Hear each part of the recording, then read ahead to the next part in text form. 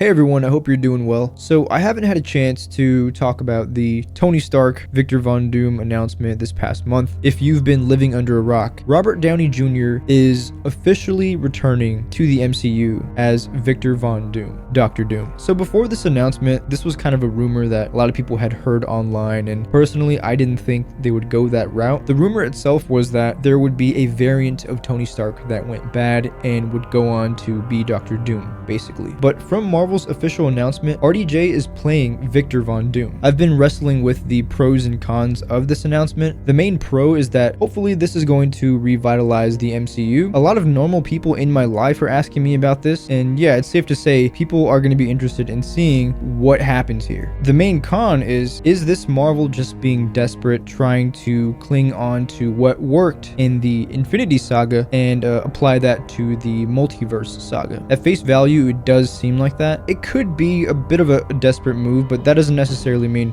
it's going to turn out bad. Marvel was obviously put in a very unfortunate situation where the main actor, the main villain that they've been trying to push since like 2020 in Jonathan Majors playing Kang the Conqueror, now all of a sudden he's fired because of what happened. And now what do you do? Because you tried to build hype, and even at that, it wasn't working. It kind of worked out in the end because people weren't really clinging on to Kang. Ant-Man beat a powerful version of Kang. So, personally, my excitement was kind of dwindling on this whole Kang thing. And if they were going to do the Kang Dynasty, that storyline deals with a lot of time travel, and we had just done time travel in Endgame. So with Dr. Doom, it's going to be a much more multiverse focused story. All right, but why Robert Downey Jr. specifically? You could have chosen any actor, but you chose the guy who played Iron Man. People see him and they think of Iron Man. He kind of still is the face of Marvel. I think what happened was Marvel was obviously going to incorporate Dr. Doom at some point with Secret Wars, because he is kind of the main driving force, the main villain of Secret Wars. He basically is the emperor of the battle world that he creates. So he's the one that messes up the multiverse, and he kind of creates this one world where most of the battles and stories happen. And I feel like Marvel went and looked at the character's background, and for all intents and purposes, Dr. Doom is basically the anti-Iron Man. He kind of has a similar backstory where he is this super genius. He has a bit of a downfall, and unlike Tony Stark, Victor Von Doom goes down a darker path. So this very brief description of Dr. Doom is directly from the Marvel Wiki. It says, when left scarred by a machine meant to make contact with his late mother, a disgraced Doom roamed the world until he was taken in by a tribe of Tibetan monks, who helped him forge a suit of armor topped by an iron mask to hide his face. Rechristened Dr. Doom, Victor returned to his homeland, which is Latveria, using his lifetime of skills to seize power as its new ruler. So you can kind of see the parallels here, and when Marvel was looking at the casting process, they were probably looking at who would best be fit to go through this journey. Their stories are so similar that with the multiverse, you could go, what if Victor Von Doom had the face of the Iron Man that we know? So immediately you have all that history, all that story within this character. We recognize his face, and we've seen the good that he's done. So there's potential in him. A decade's worth of heroism in his face, but he's not the same person. And so maybe there's moments where you can kind of see Tony Stark in him, but it's not him whatsoever. It's Victor Von Doom. So I feel like there is a lot to play with there, and I think that's a huge reason why RDJ even agreed to come back, because that is a very complicated situation. It's not just a very lazy villain that wants to destroy everything and all that stuff. Like, that is so interesting to me. He would not have come back if it wasn't worth it. I mean, maybe it is a buttload of money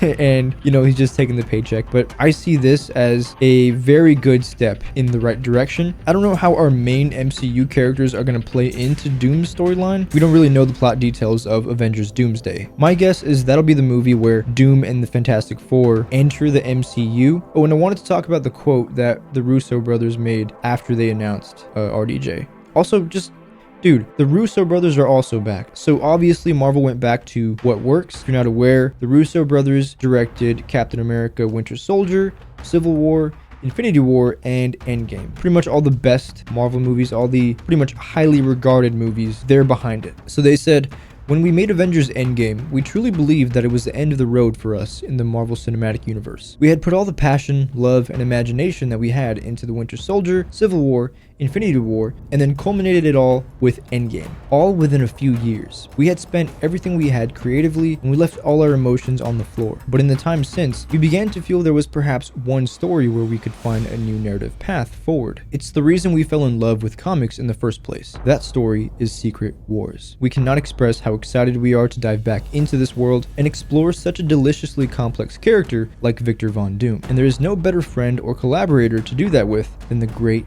Robert Downey Jr. So this gives me a lot of hope that we're in good hands again, at least for the main movies. You can make Victor Von Doom, Dr. Doom, a complicated character. He can definitely be way more complicated than Thanos. Thanos had one goal: eliminate half of all life so he could save the other half, make a better universe, and as soon as he finished that goal, he was done. There's a lot more layers to Dr. Doom, and he's not always just an evil character. If you want to see a more complicated and interesting take on Dr. Doom, I would look at the infamous Iron Man comic. With this announcement, I've started to read this series. It's very interesting, and I imagine this series, even just the imagery of it, was probably a huge inspiration in bringing Iron Man back. Not Iron Man, but, you know, the actor. So there's a very interesting moment in the first issue of this series. So essentially, Dr. Doom is trying to take on a new leaf. Essentially, he has to try to be good for once. And Tony Stark is in a coma at this point, I believe. Doom actually interacts with an AI version of Tony Stark. And if you just look at these panels right here, it's kind of eerie how similar they look. Aside from the hair, they look kind of like the same character. So there's already some parallels going on here. And I think we could get something similar in Doomsday or Secret Wars. Doom says, "You did do it. You downloaded your brain in case your bodily functions failed you." Yeah, now that RDJ is officially back in Marvel, it's not too far-fetched to think that in the 5 years of the blip, he probably created an AI version of himself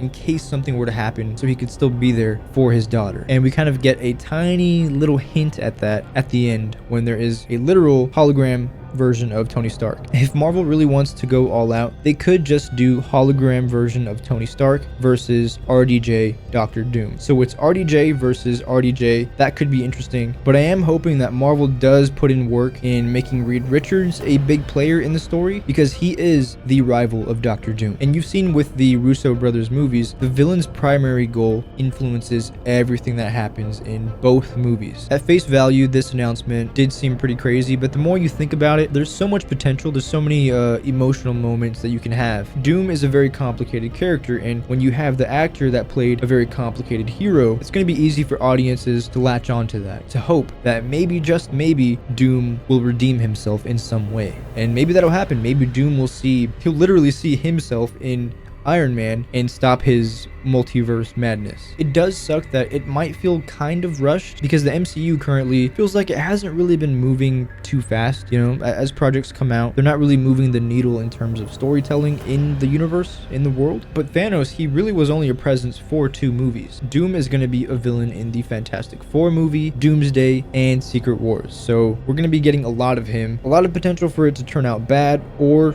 really, really good. But with the Russo brothers and their track record, it's probably going to be good. I'm going to be covering a lot more Marvel news as it comes out, and a lot more comic series. I'm still going to finish the Avengers Twilight series. I do want to make videos on this infamous Iron Man series because it's very interesting. It's Dr. Doom trying to be good as Iron Man. It's very cool. I'll see you guys next time.